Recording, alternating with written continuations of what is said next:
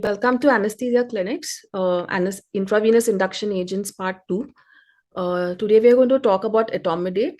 Currently is usually used for most of the cardiac risk patients, not so commonly used for a regular IV induction.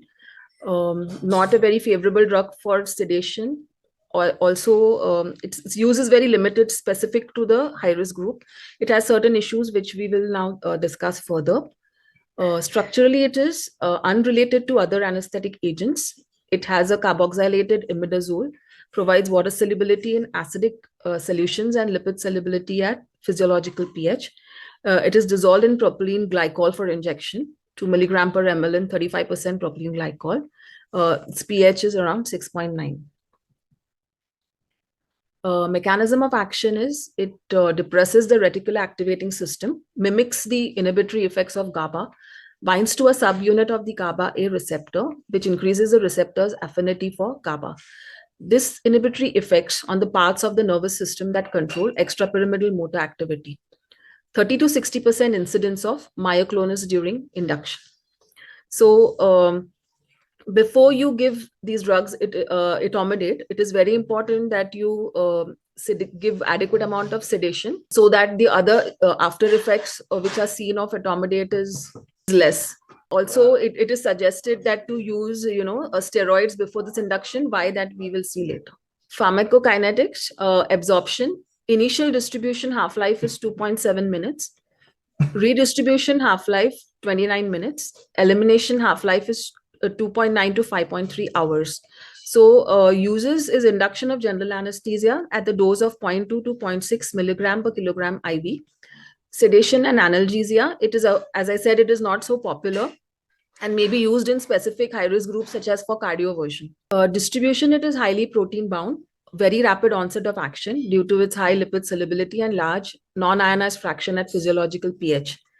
Redistribution is responsible for decreasing the plasma concentration to awakening levels. Biotransformation via the hepatic macrosomal enzymes and plasma esterases rapidly hydrolyze etomidate into an inactive metabolite. It is excreted primarily in the urine. Moving on to the pharmacodynamics of this drug, in this CNS effects, it is hypnotic with no analgesic effect. Reduces the central metabolic rate of oxygen up to 45%. Cerebral blood flow 34% and intracranial pressure 50%. Cerebral perfusion pressure is maintained through hemodynamic preservation. Cerebral vascular reactivity maintained, so hyperventilation can further reduce intracranial pressure. Produces increased EEG activity in epileptogenic foci. So it is not a very good drug for patients who have a known or documented any central nervous system issues, and also not in patients who have any myoclonal disorders or known case of epilepsy. In cardiovascular effects, minimal cardiovascular depression. For this reason, it is preferred to use in known cardiac patients with low ejection fraction or cardiac instability. It has positive effect on sympathetic nervous system and baroreceptors. Possible decrease in mean arterial pressure in patients with aortic or mitral valve disease. May not ablate sympathetic response to laryngoscopy on its own. So it requires some amount of sedation given before, and may also need IV lignocaine to be given around 90 seconds prior to your laryngoscopy. Coming to the respiratory effects, it has minimal effect on ventilation, does not induce histamine release in patients with or without any reactive disease. Ventilatory response to carbon dioxide is depressed. Hiccups or coughing may occur with the induction dose, and this is also a bit painful on injection. In endocrine, it transiently inhibits enzymes involved in cortisol and aldosterone synthesis. Okay, so when it was used in ICU for a long time, it led to consistent adrenocortical suppression and increase in mortality rate.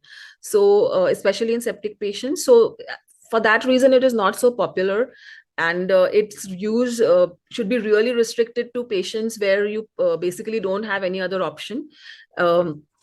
And otherwise you can use some other modality as far as possible, because this is something which can lead to your poor prognosis and your recovery of your patient. Later on you may tide over the current situation, but later on the prognosis and the morbidity mortality can go really high. Uses and indication: induction of anesthesia in patients with cardiovascular instability. However, its use is limited to the adrenocortical suppression, even with a single dose.